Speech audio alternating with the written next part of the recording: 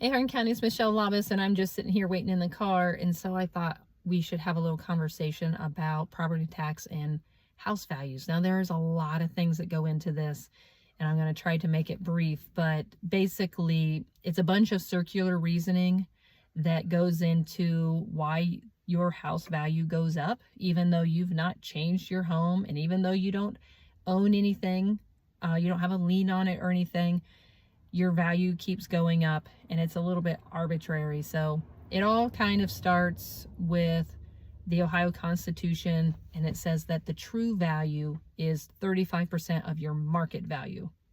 So your market value is dictating everything. And I think that for the most part, we understand that market value is not reasonable.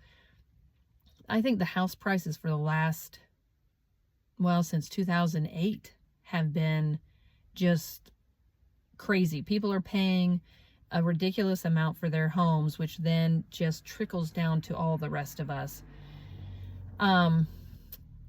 So I think it all starts at the Fed, right? Because when the Fed sets its interest rates, that determines the rate you can get at the bank. So can you afford to buy a home?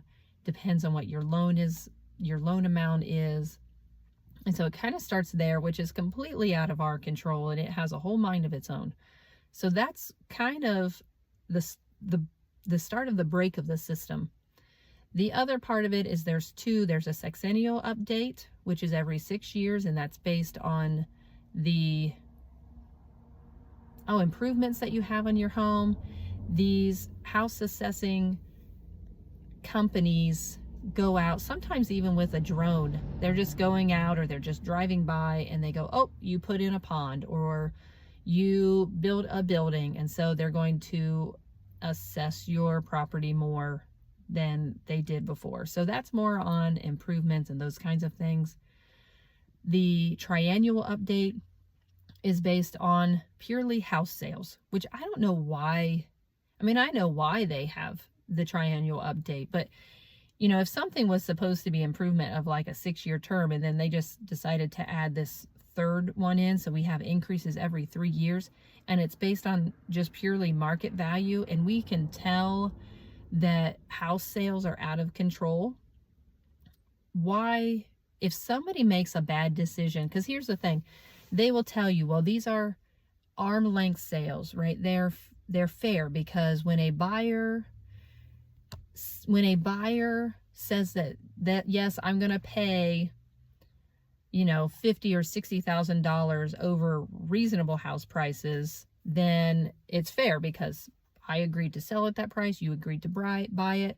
But I don't know that anybody in this day and age is saying that they want to buy houses at these prices. They don't.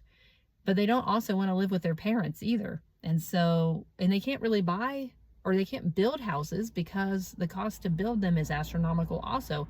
So you have a whole generation of kids that are trying to get out into the world, or they're moving jobs, and they're forced to buy these homes. I don't feel that that's a fair situation, especially when you have predatory companies coming in and buying up all these single family homes, and they're getting tax breaks, and they're getting things that allow them to manipulate the tax system that we're not getting as single resident owners. And so they artificially create this demand structure on the housing market that, forces people to buy these homes. So, that in itself is crazy. It's crazy. When, let's see, 20 years ago, I bought my first house. It was $35,000. It was a as-is foreclosure, and you can't even buy a car for that nowadays. And so the whole system is crazy. And it was only 20 years ago that made this change. That was back in 2006, so before the 2008 crisis. So that's how much it's changed over the years. The in the auditor's office, there's more trouble, right? So we used to be able to assess our values in the auditor's office. Well, now it's so complicated, and there's so many things that you have to follow, that it's all been farmed out, and we're paying. I need to go look up what we pay for our house assessments.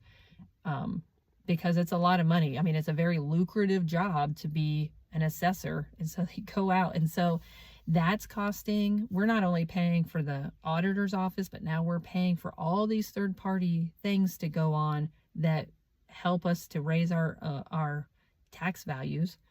And when you sell a house, the auditor only has so much control that they have to be within the 90 percentile of the house sale. So it's not like he can say, oh yeah, look, that house sold for $250,000, but it is only worth $120,000. That was a bad sale. He can't do that. He legally is not allowed to do that. So you have to take it by the market value, which is insane. And Ohio is on this huge, they're, I think, in the top 10 for foreclosures, right? So people are buying these houses. You're literally finding out that it's not sustainable because now they're foreclosed. And we all know who buys foreclosures. Well, these companies can come in and they buy the foreclosures. So you get some really nice properties that get stuck in the system, and a company buys them up, and then they take them off the market, essentially.